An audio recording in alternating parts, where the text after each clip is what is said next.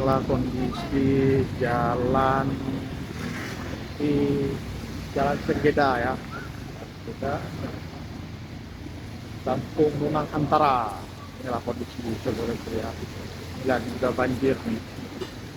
Sebentar hujan langsung tergenang. Inilah kondisinya di Takengon. Nah, saudara-saudara.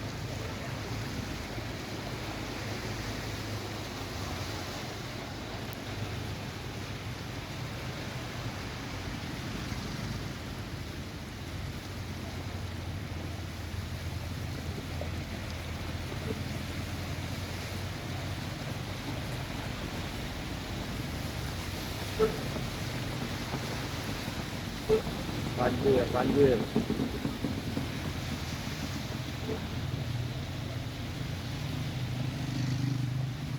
Oke saudaraku, sekian ini sampai ke lampu merah sana saudaraku ya.